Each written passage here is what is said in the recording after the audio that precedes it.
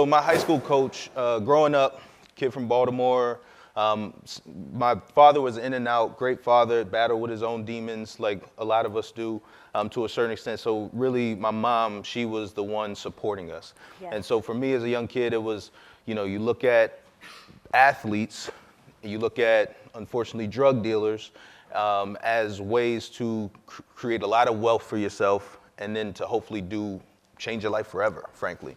And I knew that ultimately I wanted to not have to worry about small purchases for the rest of my life. And when we grew up, we had to worry about small purchases. It was McDonald's, it was you get something off the dollar menu, you get a cup of water, and we go home, right?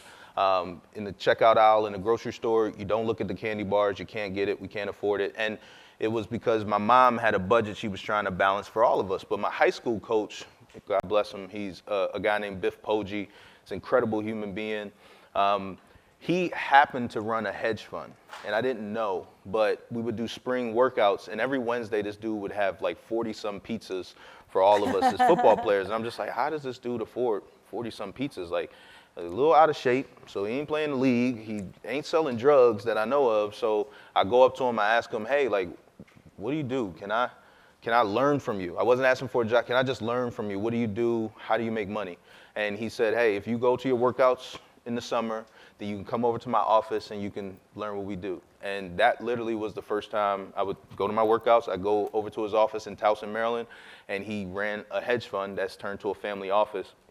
That was my first time seeing CNBC and really starting to understand what the pluses and the minuses mean and the green numbers and the red numbers and things like that. That was my first time seeing people sit behind a desk and use their brains to make money and to make a lot of it. So it was a gateway for who I've become. Tell me a little bit about the kind of the roadmap, your roadmap to financial freedom there. I mean, you've really had a lot of twists and turns. Yeah, a lot of twists and turns. So I think that one, when I came into the NFL, I was an undrafted free agent out of the University of Pennsylvania. For those who don't know, undrafted free agent means you're at the bottom of the totem pole, right? Like you're not expected to make the team. And what happened was I also have a grandfather who played 11 years in the NFL. And when he played, they had to have multiple jobs. He won a Super Bowl, he lost a Super Bowl to the Jets, but they were substitute teachers in the offseason. So being able to grow up with your hero, but also see that he had 3 knee surgeries. He couldn't lift his arm past here because of a shoulder injury that he got when he was in the league. It also humbled me enough to know that this thing does not last forever. Right. And although I got to psych myself out to be Superman on Sunday, the rest of the day, the rest of the week, I need to figure out what life looks like beyond football. With that being said, the Baltimore Ravens, they had the NFL Players Association, which was our union, come in and they talked to us about all these benefits. And one of those benefits was a 401k match.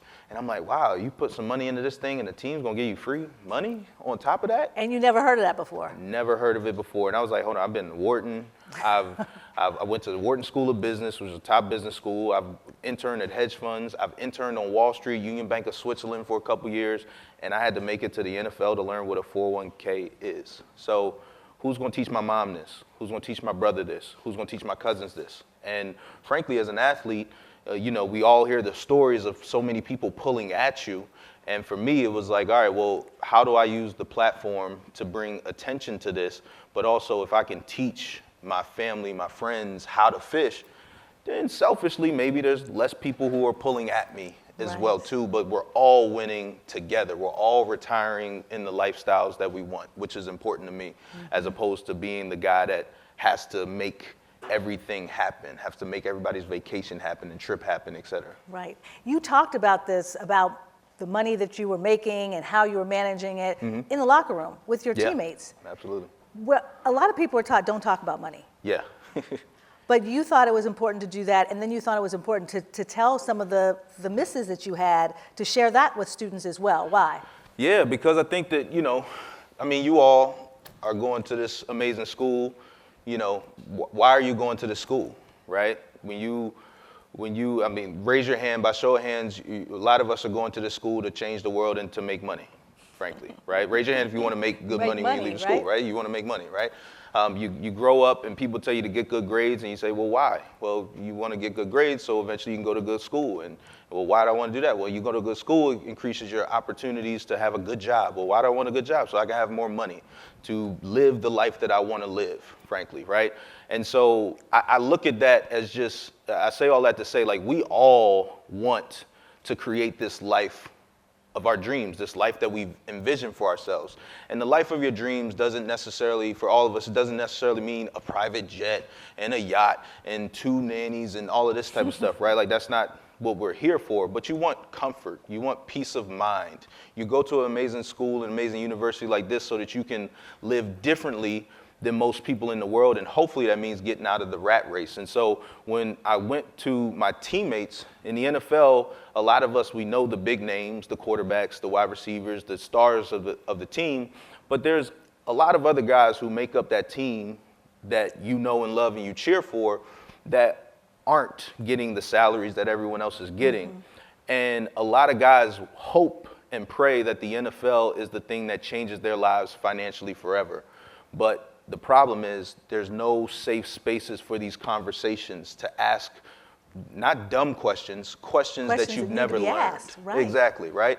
And for a lot of us as NFL players as well too, specifically NFL, but it also translates to all of us because none of us have had a lot of these conversations, but you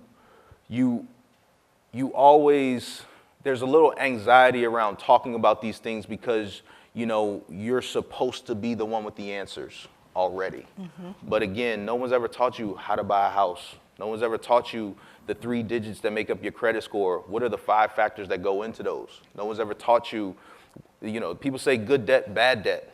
When I grew up, debt was bad. All of it's bad. I don't know what good debt actually is. So us developing a class and a curriculum, but also having real conversations to be able to ask any question that you truly have without fear of being judged was critical, and it's helped a lot of athletes because they were able to restructure their investments. They're able to ask the right questions to their advisors. And so, again, we're also training them to be able to go be the leaders in their families and their households to extend the education.